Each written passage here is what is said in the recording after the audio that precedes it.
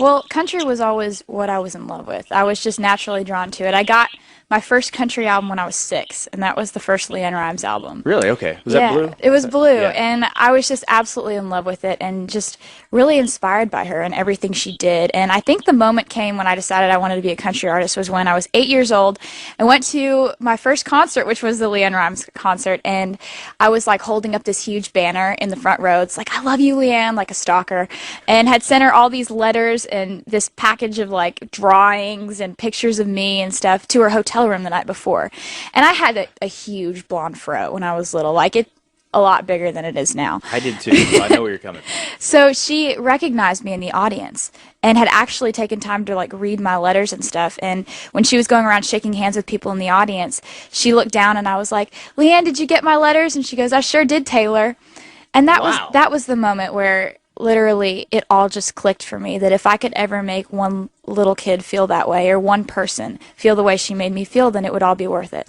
Wow. So is that something you hold with you that you're going to try to, return that to one of your fans? I've always tried to do that. Yeah. Anybody who emails me, I really try hard to get to everybody's email. And, it's really hard because you get so much input from people and it's hard to, write everybody back because there's not enough hours in the day. But, meet and greets after shows. Yeah. I've been known to do meet and greets for 3 to 4 hours if I have time. Unless they're like pulling me off to get on a plane or something, I want to be there and meet everybody who I can possibly meet because I really appreciate everything they're doing to help me just by being there. Wow. Well, I know you have quite a web following, an online following. Online's cool because it really brings people together that, it gives people an outlet to communicate with people. It's just really cool. Yeah, no kidding. Well, how was your experience at the CMA Music Fest this year? I know you had It was a big great. line. CMA Music Fest was amazing, and nobody knew who I was at all. Like I was just completely like a salesperson the whole time because,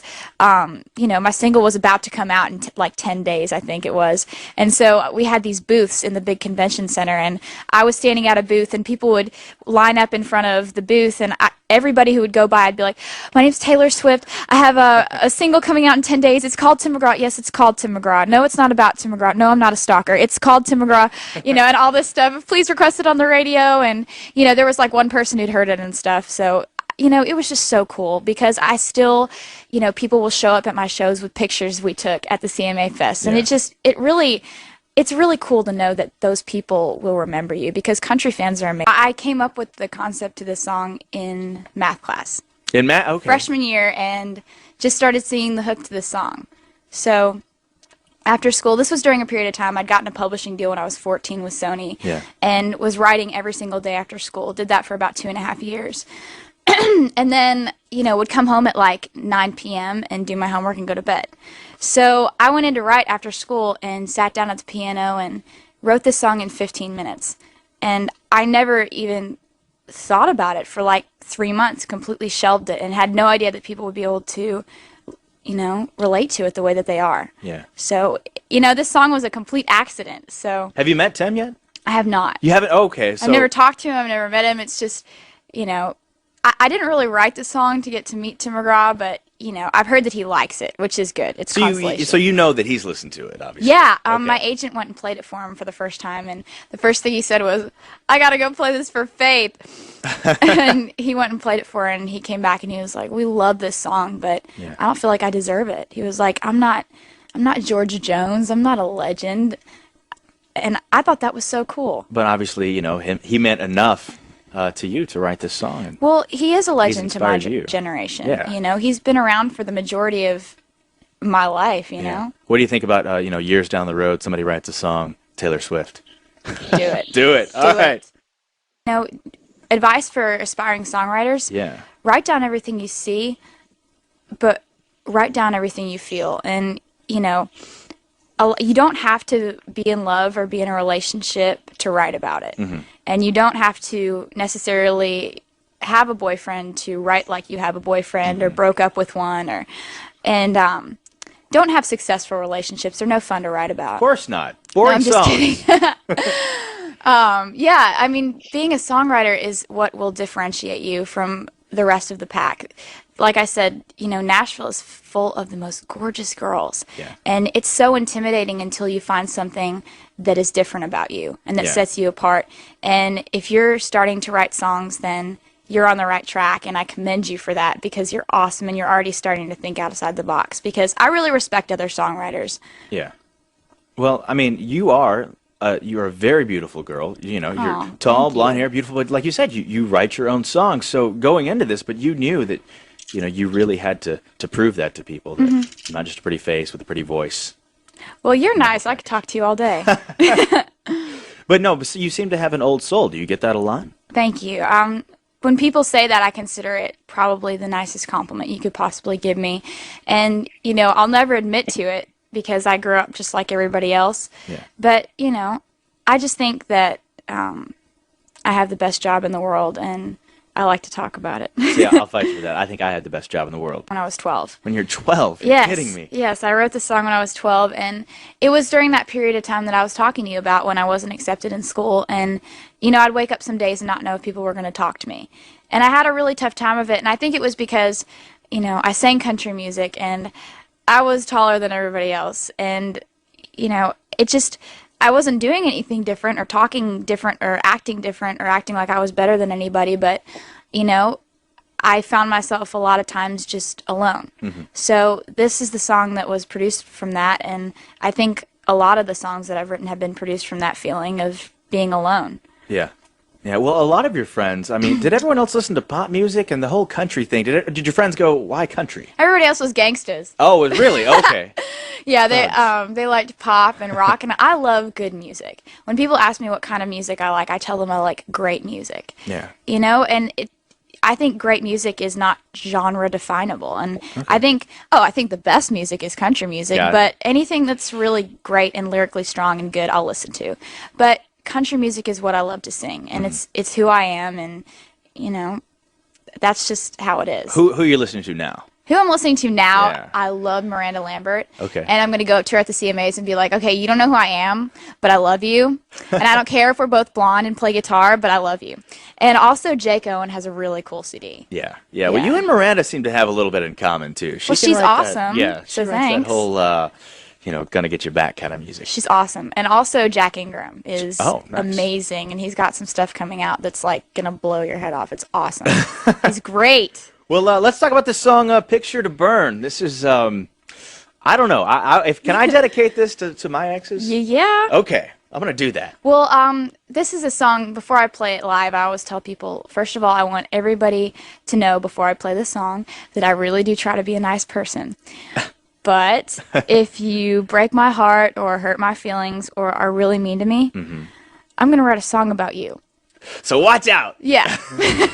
And that's an age we download music. Oh, It's yeah. just what we do, and you can download this, but there's a reason to go get it. You have done your research, Lance. I have. and You have. I've been studying. I won't give away any of the secrets, but tell people what they can find in the liner notes. Okay, well, the lyrics inside the CD jacket, and I don't know, but when I get a CD, that's the first thing I read, and Right. and the thank you section and everything. I want to, I'm just trying to find something about the artist that, is personal, and I've tried to make this album really personal.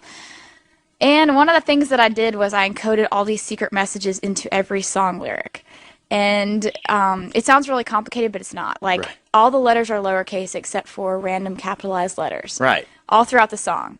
So if you're reading the lyrics and you're like, why is that A capitalized? It's because it's part of a code. It's a code. And if you write down all the letters in order, if you're really bored, it's a rainy day or something, Yeah. it'll spell out a code about the song, or just, who the song's about, or a name of who the song's about. Of a certain guy, maybe? Maybe. Maybe. I don't know. Maybe. You have to go out and buy it, and that's something you can't download, so Yeah, you can't download that. you got to go buy that. Plus, it's enhanced. Yeah. Yeah. All right, so whose idea was that? Did you come up with that? Or was that? That was my idea. The Beatles did an album where if you played it backwards, back when they had records and stuff, Yeah.